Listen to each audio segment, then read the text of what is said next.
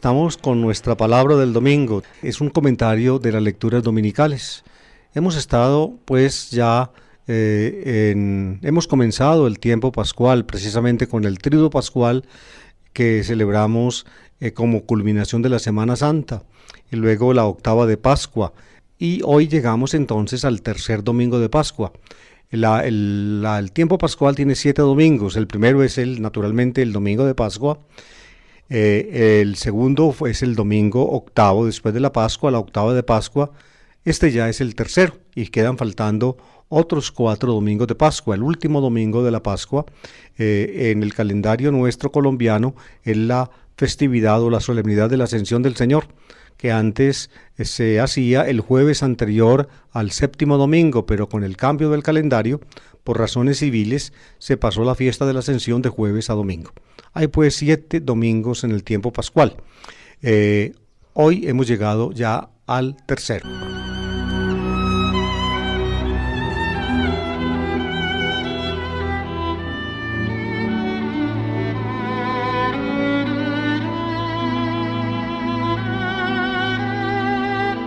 Todos los domingos la liturgia de la Eucaristía tiene 3 lecturas.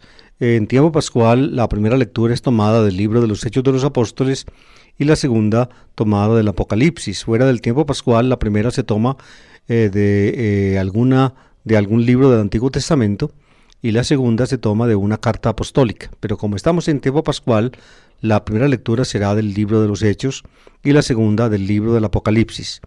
La tercera, naturalmente, es una lectura del Evangelio. Esta vez toca leer una lectura preciosísima del cuarto Evangelio, el capítulo 21. Cuando lleguemos a ese momento, trataré de explicarlo lo mejor que yo pueda. Pasemos entonces a la primera lectura del libro de los Hechos de los Apóstoles en el capítulo 5, del versículo 27 en adelante. Los liturgistas, es decir, los que señalaron los textos para la liturgia de la Eucaristía, tomaron los textos y, digámoslo así, los expurgaron un poquito con el fin de que las lecturas no quedaran demasiado largas. De esa manera, pues creyeron encontrar los núcleos del relato y a menudo, naturalmente, los encuentran. Sin embargo, como los que escribieron los relatos, en este caso de los Hechos, Lucas no era un escritor cualquiera. Entonces, naturalmente, todas las frases de Lucas están bien sopesadas. De ahí que cuando el texto se expurga, se siente el brinco en la lectura, porque le queda faltando un pedacito que se lo quitaron. Vamos a leerlo tal como ustedes lo van a escuchar este domingo, capítulo 5 del libro de los Hechos. Dice así: En aquellos días el sumo sacerdote interrogó a los apóstoles y les dijo: ¿No os habíamos prohibido formalmente enseñar en nombre de ese? En cambio, habéis llenado Jerusalén con vuestra enseñanza y queréis hacernos responsables de la sangre de ese hombre. Pedro y los apóstoles replicaron: Hay que obedecer a Dios antes que a los hombres. El Dios de nuestros padres resucitó a Jesús, a quien vosotros matasteis colgándolo de un madero. La diestra de Dios lo exaltó, haciéndolo jefe y salvador, para otorgarle a Israel la conversión con el perdón de los pecados. Testigo de esto somos nosotros y el Espíritu Santo, que Dios da a los que le obedecen. Azotaron a los apóstoles, les prohibieron hablar en nombre de Jesús y los soltaron. Los apóstoles salieron del consejo, contentos de haber merecido aquel ultraje por el nombre de Jesús.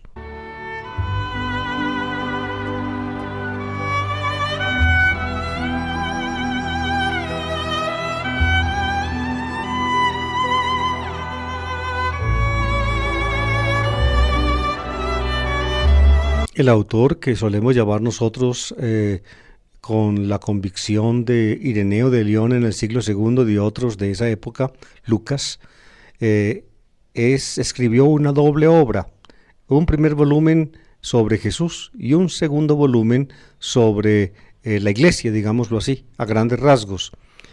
Cuando introduce su obra sobre Jesús, escribe un proemio donde explica que él conoció otros escritos sobre el mismo tema, que los estudió diligentemente y que finalmente escribió el suyo. Así comienza Lucas 1:1-4, su evangelio. en el libro de los Hechos también hace un cierto proemio, pero no tan considerable como el que hace para el Evangelio. No habla de sus fuentes, pero seguramente las tuvo. Es decir, el autor, para escribir el libro de los Hechos, tuvo fuentes, unas muy cercanas a la iglesia de Jerusalén, o posiblemente provenientes de la iglesia de Jerusalén, y otras del séquito de Pablo. Ahí están las dos fuentes principales del libro de los Hechos. Documentación que les llegó de la iglesia de Jerusalén. No sabemos si les llegó directamente o a través de los helenistas que fueron de Jerusalén a Antioquía. Con los helenistas tuvo Lucas ciertamente un gran contacto, porque Lucas mismo es un helenista, es decir, un cristiano de habla griega que conoció pues las iglesias de Siria y que estuvo ciertamente en contacto con ellas. En los primeros capítulos del libro de los Hechos, Lucas, se concentra en Jerusalén. Es un hecho histórico, al parecer incontrovertible, que pocos días después de la muerte de Jesús, quizá después de algunas apariciones del resucitado en Galilea, como vamos ahora a estudiar en el cuarto evangelio, los 12 se radicaron en Jerusalén, cerca del templo. Esperaban la venida del Señor. Maranatá era la gran expresión de la oración cristiana, pidiéndole a Jesús, Maranatá, Señor nuestro, ven, su regreso. Jesús había hablado del regreso glorioso del Hijo del Hombre. Así lo traducían los cristianos pues en las nuevas circunstancias de su vida. Y se fue formando en Jerusalén un grupo importante. Al grupo de habla aramea rápidamente se le adjuntó otro grupo, también de judíos hechos cristianos, pero que hablaban griego.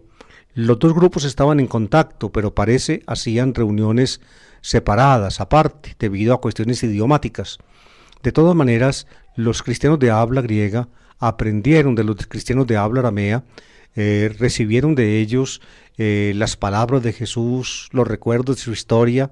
Fue así como surgieron los materiales que luego se condensaron en los evangelios, empezando por el de Marcos. Por eso estos primeros capítulos del libro de los Hechos para nosotros son como el punto, más fehaciente y más importante de acceso que tenemos a los primeros pasos de la iglesia. En esa época, en esa primera época, jugó un gran papel, al menos en los primeros años, no se sabe cuántos, si 2 o 3 o algo más, un grupito que finalmente procedía del propio Jesús. Eran llamados en griego y dodeca, los 12, así eran llamados, dodeca. Los menciona San Pablo en un texto muy antiguo, el credo desarrollado más antiguo del cristianismo, en 1 Corintios capítulo 5, versículos 3 a 15. Lucas sabe de ese grupo, los 12, pero Lucas, según su manera propia de ver, los llama ya los apóstoles. Eso ya es lucano. Es decir, Lucas sabe que existían los 12 y los apóstoles, pero identifica a los 12 con los apóstoles.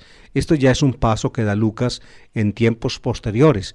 En la época más original, los 12 constituían un grupo, el grupo básico de la iglesia, básico, absolutamente básico.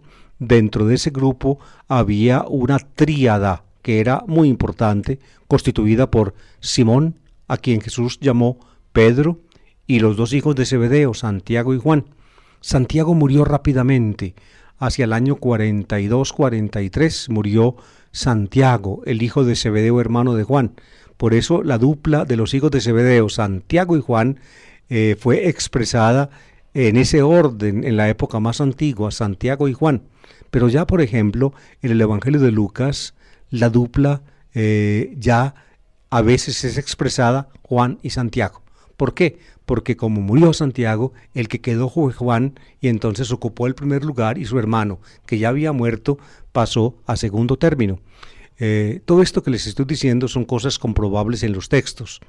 Aquí tenemos pues un texto cuya tradición proviene pues de la época inicial de la iglesia, es decir, digámoslo en estos términos, de la época de los años 30, del 30 al 40, existió el grupo de Jerusalén, fueron sus primeros pasos. Hacia mediados de ese decenio, los helenistas, es decir, los cristianos de habla griega, fueron obligados a huir de Jerusalén, y de esa manera sacaron el evangelio de los límites judíos al mundo de habla griega. Fue así como se formaron comunidades mezcladas de gente proveniente del judaísmo y gente proveniente de la gentilidad, es decir, de los pueblos que no eran judíos. Y se formó la iglesia tal como nosotros hoy en día la conocemos. La huida por la persecución de los helenistas de Jerusalén debió ocurrir en la mitad de la década de los años 30. Años 34, 35, la muerte de Esteban. Lucas conoce estos hechos, los trae en su obra. El pedacito que leímos hoy nos habla del sumo sacerdote que interrogó a los apóstoles. Ahí vemos el estilo lucano. Los apóstoles y apóstoli. Los apóstoles, ciertamente había apóstoles en Jerusalén, y los apóstoles en Jerusalén eran evidentemente los enviados de Jesús. Para mí es seguro que el grupo de los 12 también eran apóstoles, pero además de los 12 había otros que tenían en Jerusalén ese título de apóstoles. Ya Lucas no los conoce, ya eso no queda claro en Lucas, en cambio en Pablo queda muy claro. En un texto que Pablo utiliza en el capítulo 15 de la carta a los Corintios que le mencioné antes, Pablo distingue concienzudamente entre los 12 y los apóstoles. En fin, aquí Lucas pues llama apóstoles a los 12, exclusivamente a ellos. El sumo sacerdote los interroga. ¿Y los interroga por qué? Porque después de la muerte de Jesús, estos hombres en Jerusalén, y ciertamente también en otras partes, sobre todo en Galilea, donde Jesús había vivido, donde había otros que fueron discípulos de Jesús, había otros que habían recibido también de parte de Dios la aparición o la revelación de Jesucristo resucitado, también se formaron grupos cristianos, es decir, rápidamente el cristianismo persistió a pesar de la muerte de Jesús. Es decir, con la muerte de Jesús no acabó su obra, continuó su obra. Eso es lo que quiere decir Lucas en el texto. El sumo sacerdote era, en la época en que a la cual Lucas se refiere, todavía Caifás. Caifás duró como sumo sacerdote hasta el año 36. Hasta ese año también duró como prefecto romano de Judea Poncio Pilato. Cuando murió el emperador Tiberio y llegó Calígula, entonces hubo un cambio en la administración romana y tanto Pilato como Caifás fueron despojados de sus cargos, nombraron a otro sumo sacerdote, si mal no recuerdo llamaba Alejandro, en fin, no recuerdo exactamente bien. De todas maneras, en la época a la cual Lucas se refiere, estaba todavía Caifás de sumo sacerdote. Aquí simplemente se menciona el sumo sacerdote. Interrogaron a los apóstoles: ¿ustedes por qué siguen insistiendo en eso? Ellos esperaban pues que con la muerte de Jesús todo terminara, pero no terminó. Y entonces aparece en boca de los discípulos encabezados por Simón, es decir, Pedro, aquí se le llama Pedro, aparece esta frase: hay que obedecer a Dios antes que a los hombres. Es decir, para ellos lo ocurrido con Jesús era una palabra de Dios. Por tanto, había que continuar la obra y la continuar. Hay que obedecer a Dios antes que a los hombres. Y por encima, pues, de las autoridades judías del templo, ellos continuaron la obra. En este punto, Lucas trae un resumen maravilloso, muy, muy importante desde el punto de vista de la tradición original cristiana. Digamos, una frasecita de un discurso, de un sermón de Pedro. Yo la voy a volver a leer para que la analicemos brevemente. Dice: el Dios de nuestros padres resucitó a Jesús, a quien vosotros matasteis colgándolo de un madero. La diestra de Dios lo exaltó, etc. Fíjense, en el libro de los Hechos, Lucas pone a hablar a Pedro varias veces y luego también pone a hablar a Pablo. Los discursos tienen cuño lucano, es decir, se ve claramente que el autor mete allí su redacción y su mano. Sin embargo, en los discursos conserva Lucas, y esto es trascendentalmente importante, elementos del primitivo querigma cristiano, es decir, de la primitiva forma de la predicación cristiana. Querigma se dice en griego predicación. Se utiliza aquí, o se utilizaba en esa época y todavía se perpetúa, aquí aparece en boca de Pedro, el que llaman los eruditos el esquema del contraste. Es decir, se presenta el hecho de Jesús, digamos, contrastando lo que hicieron los hombres con lo que hizo Dios. Ese es el esquema del contraste. Escúchenlo. Dice, el Dios de nuestros padres resucitó a Jesús, a quien vosotros matasteis colgándolo de un madero. ¿Qué fue lo que ustedes hicieron? Lo que vosotros hicisteis con Jesús, lo matasteis colgándolo de un madero. La palabra que emplea aquí para madero es xilon en griego. No se emplea la palabra cruz. Cruz la emplea Pablo en otro contexto. La palabra stavros griega la emplea Pablo en las fórmulas querigmáticas correspondientes a esta. Pero aquí la palabra que se utiliza no es stavros, cruz, sino xilon, madero. Vosotros pues lo matasteis colgándolo del madero, pero Dios lo resucitó. Ese es el esquema del contraste. A la obra humana, que fue matar a Jesús colgándolo del madero, Dios respondió resucitando a Jesús, el Dios de nuestros padres. Noten ustedes, amables oyentes, el carácter, digamos, típicamente judío de esta forma de contraste del querigma original cristiano. Aquí aparece en boca de Pedro. Fíjense, la introducción es el Dios de nuestros padres. Evidentemente está un judío hablándole a otros. Nuestros padres, ¿quiénes son? Los patriarcas de Israel: Abraham, Isaac y Jacob. El Dios de nuestros padres resucitó a Jesús, a quien vosotros matasteis colgándolo de un madero. Ahí está la disposición del libro del Deuteronomio. Cuando alguien era ejecutado, por ejemplo, a piedra, lapidado, entonces como escarmiento, el cadáver lo exhibían colgándolo de un madero. ¿Ven? Aquí pues lo que nosotros solemos llamar la crucifixión de Jesús no se presenta, digamos, como lo haría un romano o un helenista, sino en la forma judía. Lo mataron y luego lo exhibieron colgándolo de un madero. En otras palabras, lo que les quiero decir es que esta fórmula querigmática cristiana es muy antigua y tiene total sabor judío. Aquí estamos pues frente a las formas de la primitiva tradición cristiana. Así hablaba Simón Pedro. Vosotros lo matasteis, pero Dios lo resucitó. Esa sería, digamos, la fórmula histórica. Aquí aparece invertida. Dios resucitó, o el Dios de nuestros padres resucitó a Jesús, a quien vosotros matasteis. Se emplea una y otra. Es decir, tanto al derecho como al revés.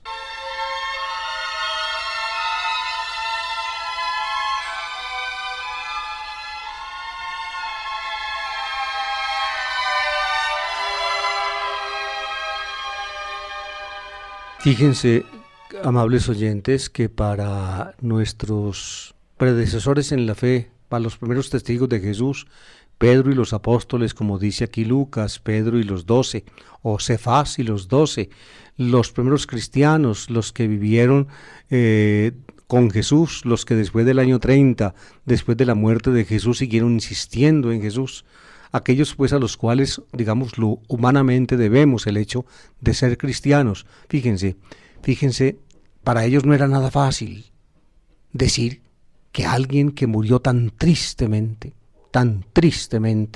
era alguien, digamos, de parte de Dios. Es un escándalo para un judío. Pablo lo dice con sus propias palabras después. Un escándalo tener un Mesías crucificado. Sí, un crucificado era un abyecto. Lo mismo que les decía yo ahora de colgar de un madero a alguien ajusticiado para exhibirlo como escarmiento. Maldito, dice la Biblia, quien cuelga del madero. Por tanto, un ajusticiado colgado de un madero era signo de maldición. Katará, se dice en griego, era signo de maldición. Publicar eso, anunciarlo como un mensaje de salvación, era pues por tanto algo escandaloso e inusitado. Por eso los cristianos que se atrevieron a hacer eso a partir de la experiencia que tuvieron primero con Jesús en vida y luego después de la muerte de Jesús por la revelación de Dios, para decir eso los cristianos tuvieron que hojear la Biblia y buscar aquí, buscar allá, partes de la Biblia donde en alguna forma ellos tuvieran un mensaje, una profecía, una palabra de anuncio. Y aquí tenemos una de ellas, muy importante, es del Salmo 118-117. Fíjense, la diestra de Dios lo exaltó, haciéndolo jefe y salvador. Si ustedes han estado estos días del tiempo pascual en la Eucaristía, habrán podido escuchar o hasta cantar pedacitos del Salmo 117-118. la diestra del Señor es grande, la diestra del Señor es poderosa, no he de morir, viviré. Ese se cantó el domingo de Pascua o en la vigilia pascual. Recuerden, dice así: la piedra que desecharon los arquitectos es ahora la piedra angular, es el Señor que lo ha hecho, ha sido un milagro patente. Dice él también un pedacito de ese salmo. Para los cristianos, las palabras del Salmo 117, 118 eran por tanto una palabra profética, un anuncio de que el desechado iba a ser el elegido. La piedra desechada se convirtió en la piedra angular, es decir, la piedra que culmina la edificación. Eso es lo que quisieron decir.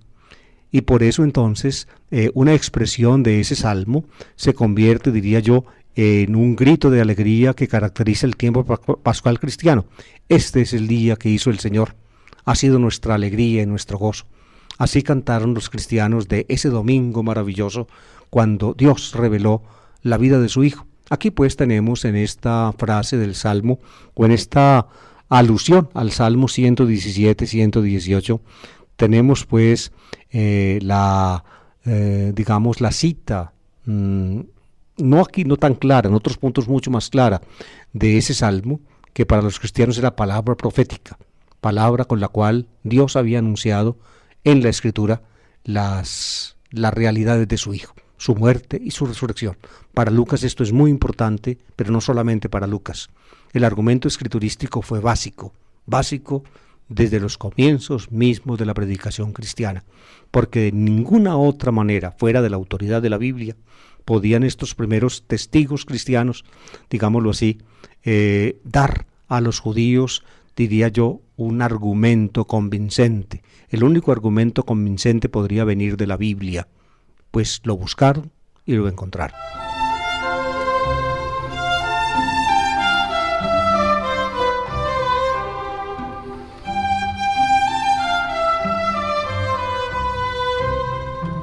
Podría seguir un buen rato en este pedacito del libro de los Hechos, pero evidentemente como hay otras lecturas para comentar, tengo que seguir.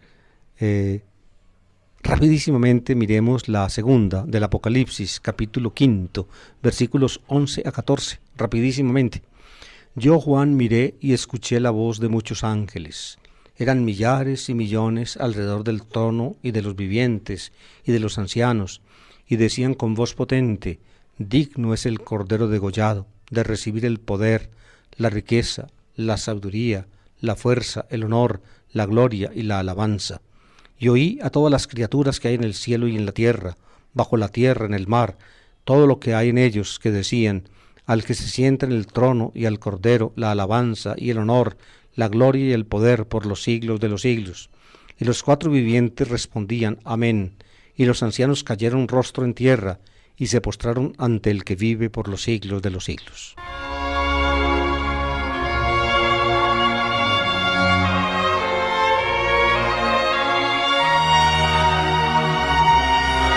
Ya para la explicación de la lectura del domingo anterior, pues les hice una cierta visión general del libro del Apocalipsis. Apocalipsis en griego significa revelación. El autor, Juan, un profeta, está en Patmos y allí recibe una visión de Jesucristo que lo manda a escribir a las iglesias. La primera parte del libro pues están las 7 cartas a las 7 iglesias de Asia. Y luego el autor cuenta de una solemne visión en la cual él va a ver no ya simplemente lo que hay ahora, es decir, aquello que de lo cual se ocupa en las cartas, sino lo que va a suceder pronto, lo que va a venir después, es decir, las visiones del futuro apocalíptico en la revelación de Dios.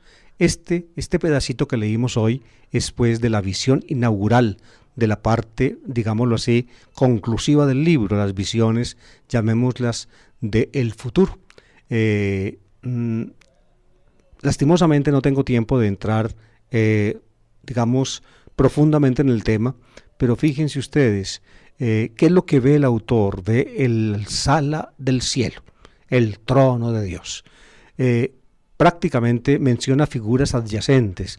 Los vivientes, los ángeles, todos son figuras adyacentes. Los ángeles constituyen un coro que canta, pero las figuras centrales son el que está sentado en el trono, que es Dios, y el cordero que está delante de él. El trono, el que está sentado en el trono y el cordero, es decir, el cordero es la imagen de Jesucristo, es la imagen de Jesucristo, el cordero. To arnion se dice en griego, to arnion, el cordero, y lo presenta como cordero como una alusión, digamos, inconfundible a la muerte de Jesús. Es decir, ya el Cristo celestial aparece como un cordero y como un cordero degollado. En otras palabras, al Cristo celestial, al Cristo triunfante, se le reconoce, y esto es básicamente, digamos, es algo que al cristianismo nunca le pueden quitar, se reconoce, digamos, la marca de la pasión, del dolor, del sufrimiento de Jesús. En algunas de las apariciones del resucitado se observa exactamente en otra forma la misma idea. En Lucas, por ejemplo, se dice que cuando Jesús se apareció a sus discípulos, les mostró las manos y los pies, es decir, los signos de su crucifixión. En el cuarto evangelio se dice algo parecido, les mostró las manos y el costado, es decir, la huella que dejó la lanzada en el costado del Señor. Es decir, el resucitado se reconoce como Jesús por el signo de su dolor y de su cruz. Es la misma idea del Apocalipsis. Están pues el que está sentado en el trono y el Cordero. A Jesucristo se le llama el Cordero. Y está, digamos, al lado de Dios, junto a Dios. Ahí tienen ustedes la expresión, diría yo, incontrovertible para nosotros los creyentes de la realidad de Jesucristo. Lo que el cristianismo le aporta al fenómeno religioso humano es el hecho de que el acercamiento del hombre a Dios, así como también el acercamiento de Dios al hombre, tiene que ver necesariamente con Jesús. Y según el Apocalipsis, con Jesús simbolizado en el Cordero degollado, que está frente al trono de Dios.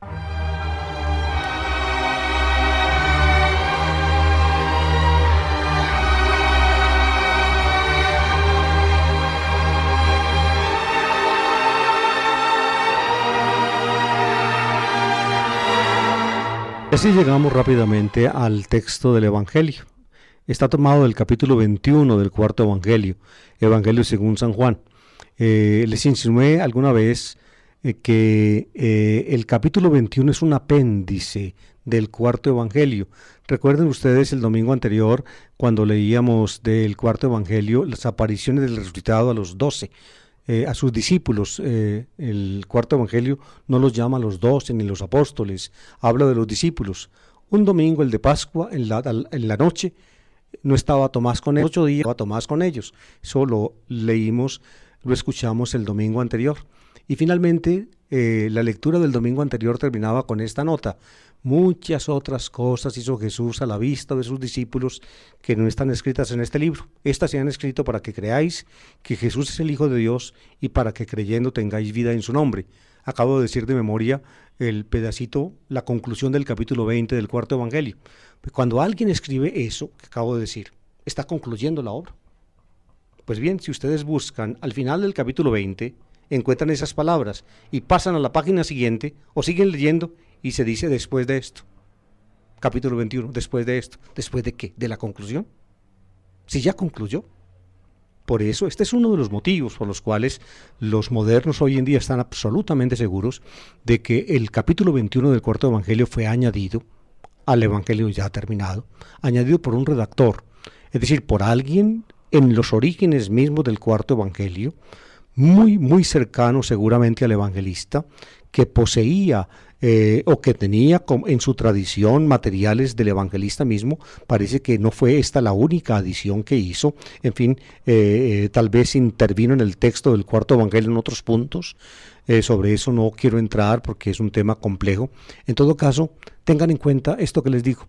El capítulo 21, del cual vamos a oír una parte bellísima este domingo, es por tanto un apéndice del cuarto evangelio que utiliza una preciosa tradición de una aparición de Jesús. Para el cuarto evangelista esta es la tercera aparición, se apareció por tercera vez, así dice él, porque en el evangelio están otras dos, la del día de Pascua cuando no estaba Tomás y la de los 8 días después cuando sí estaba Tomás. Esas son 2 y esta 3, por eso habla de 3 apariciones. En el cuarto evangelio hay 3 y ocurre pues, las 2 primeras ocurren en Jerusalén y estas ocurren en Galilea. Esta ocurre en Galilea. Evidentemente aquí hay todo un problema de cronología. No quisiera entrar en este punto porque es complejo. En todo caso, según el cuarto evangelio, por tanto, tal como está presentado, se quedaron en Jerusalén después de la muerte de Jesús y luego se fueron a Galilea. Y luego entonces debieron regresar a Jerusalén, aunque eso no lo dice el cuarto evangelio. Es un problema sobre el cual discuten muchísimo los críticos. Cuando uno, digamos, se mete en estos estudios, uno sabe pues que tiene que tocar lo que los críticos, los investigadores han ido encontrando acerca de los textos. Pero lo importante, amables oyentes, para nosotros cristianos es el texto mismo.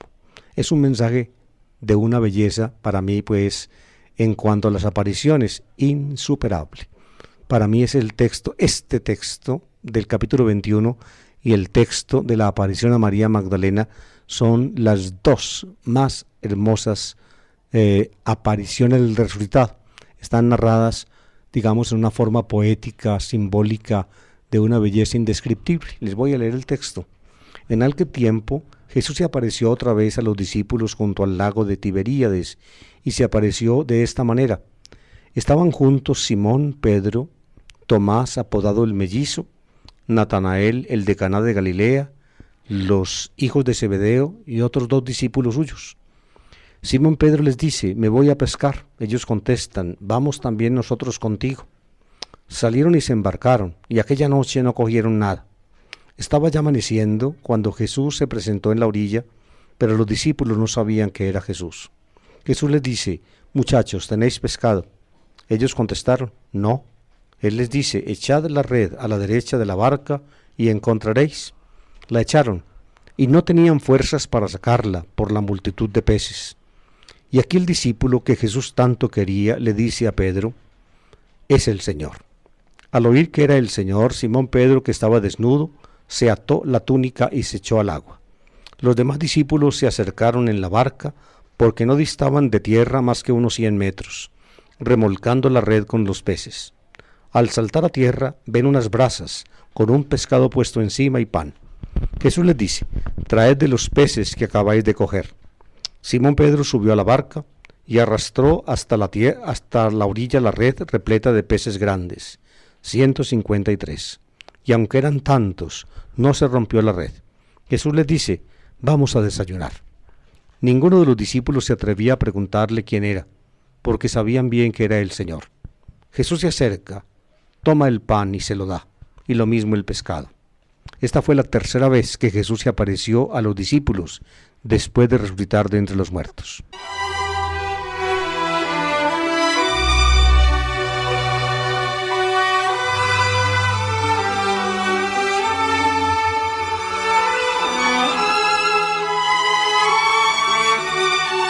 Los relatos de aparición en el Nuevo Testamento son muy elaborados. Aparecen en el Evangelio de Mateo, una aparición en Galilea, en el monte, así dice Mateo.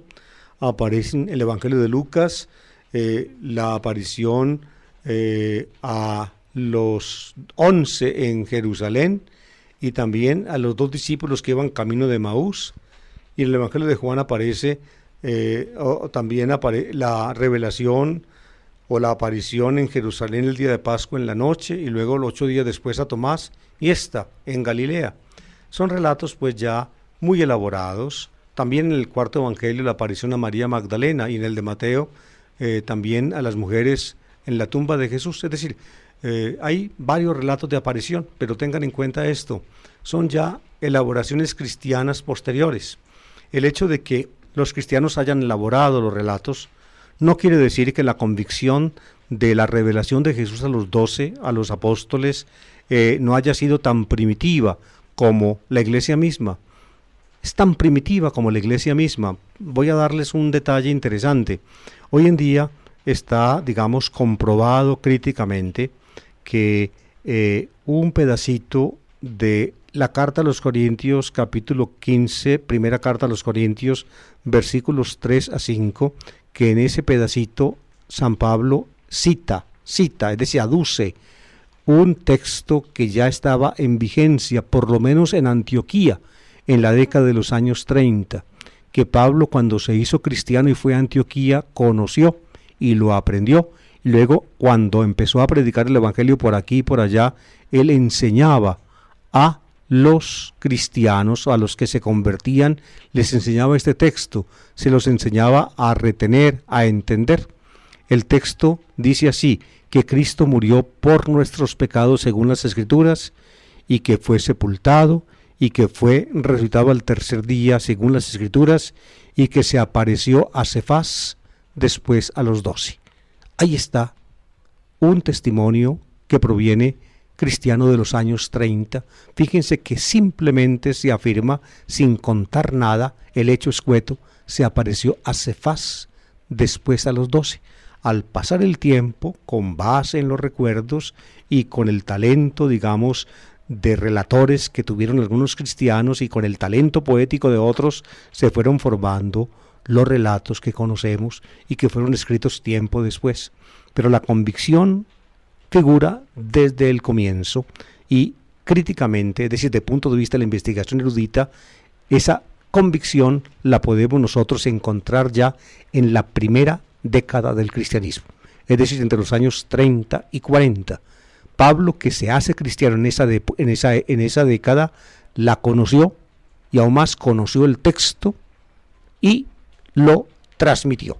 Lo transmitió cuando predicó en Corinto, por ejemplo, hacia el año 50 o 51, y luego cuando escribió la primera carta a los Corintios en el año 54.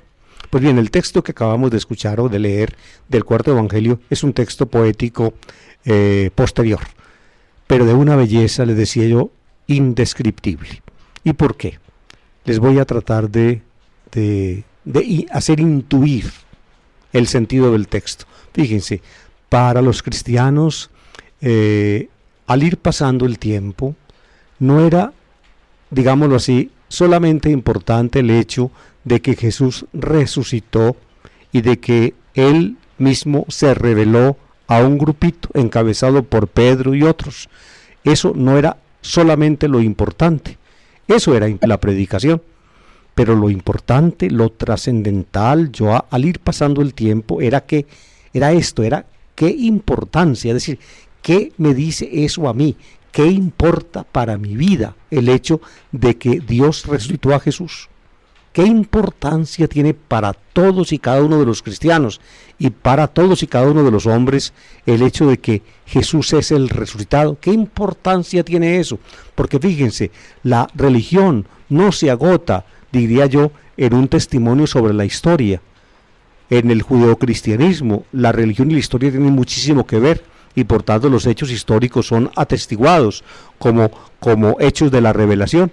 Pero no nos podemos quedar simplemente en atestiguar hechos históricos, sino que tenemos que mostrar la relevancia de los hechos para el hecho de cada existencia humana, para el hecho de cada creyente. Es decir, que Jesús resucitó no es simplemente algo que ocurrió hace muchísimos siglos, no es principalmente, diría yo, eso, es eso, pero aplicado a mi propia existencia, que me ayuda a mí a ser quien debo ser, a entenderme como debo entenderme, a saber entonces cómo actúa Dios en mi vida.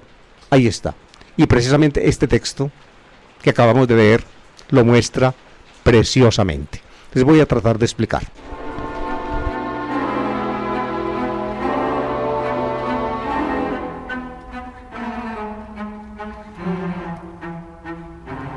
El escenario que pinta la tradición y con ella también el autor del texto, el relator, es hermoso. Es el lago de Tiberíades, el hermoso mar de Galilea. Yo diría hermoso en el día, en el cielo casi siempre azul de Palestina, que es un lugar caracterizado por el verano. Son pocos los días de invierno por allá. Generalmente el cielo es azul y el agua pura del lago refleja el azul del cielo. Por eso los árabes todavía lo llaman el ojo de Alá. Pero en la escena que se pinta no aparece la luz del sol y del día, aparece más bien la noche. Están un grupo de discípulos encabezados por Simón Pedro. Está también el discípulo amado. Aquí se mencionan con nombre propio varios de los discípulos, otros dos se mencionan simplemente en general, otros dos discípulos suyos, y se mencionan los hijos de Zebedeo, que eran Santiago y Juan.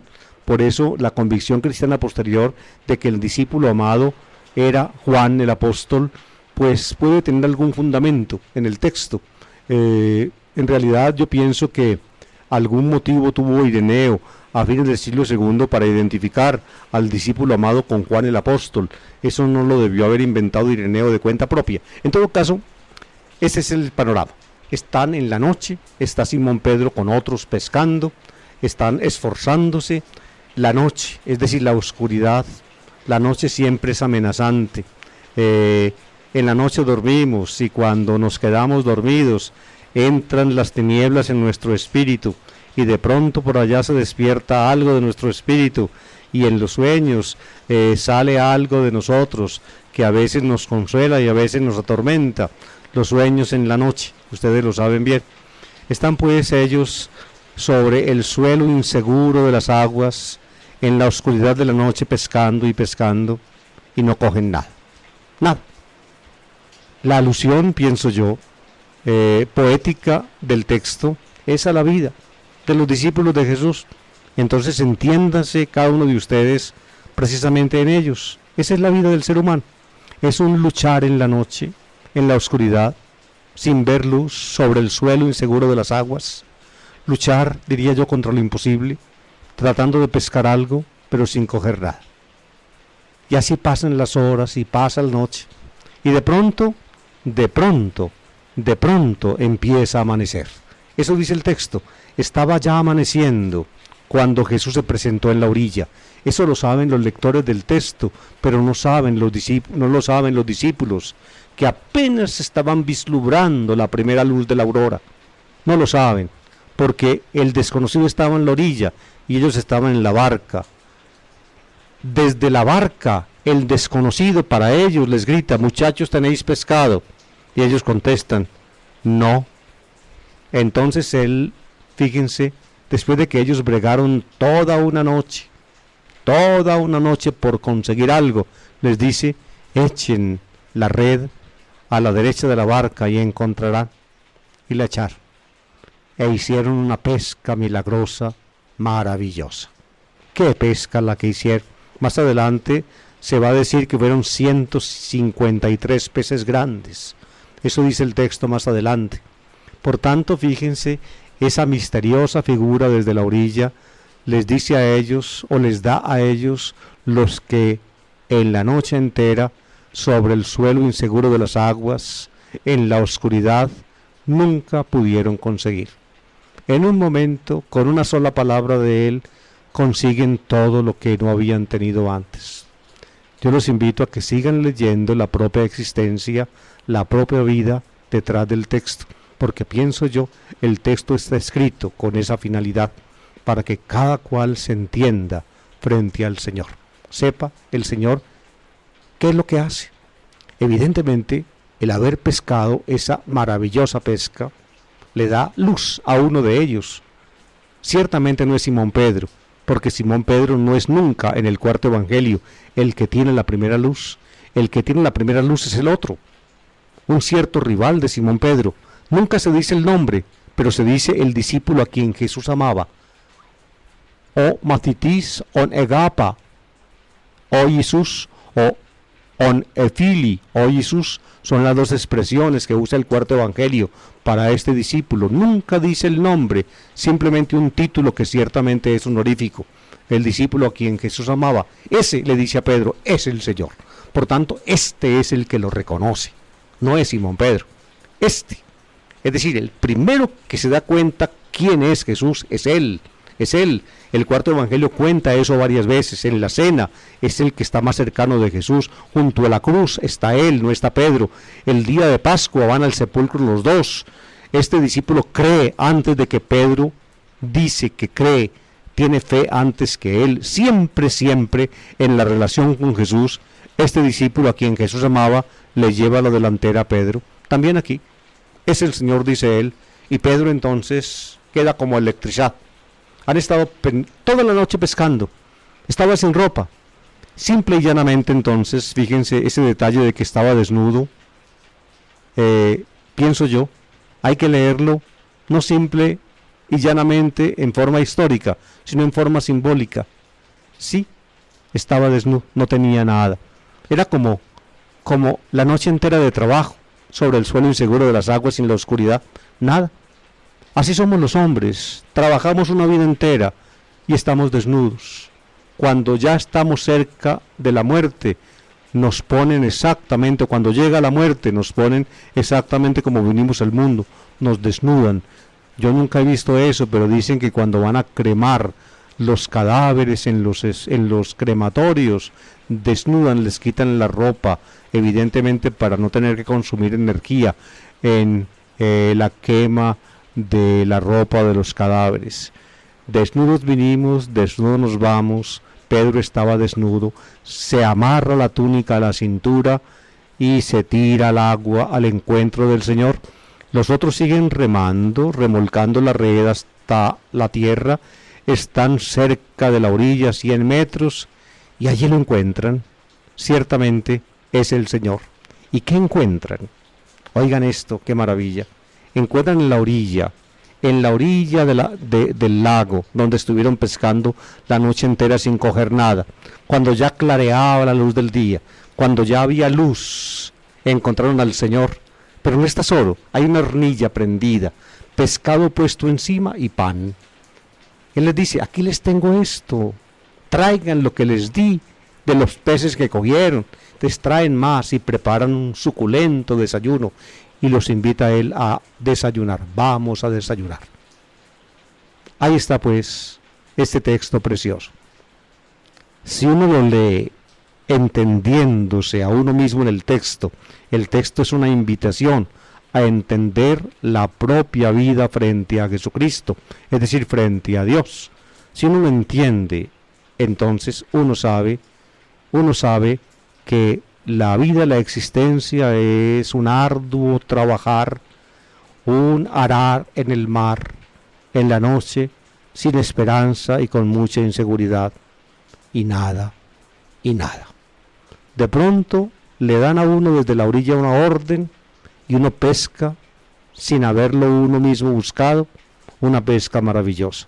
Y cuando llega uno a la orilla, cuando se baja de la barca o cuando desnudo se tira al agua para correr hacia la orilla como Pedro, desnudo, es decir, sin nada, simplemente con la túnica amarrada a la cintura por pudor, entonces uno encuentra en la orilla todo.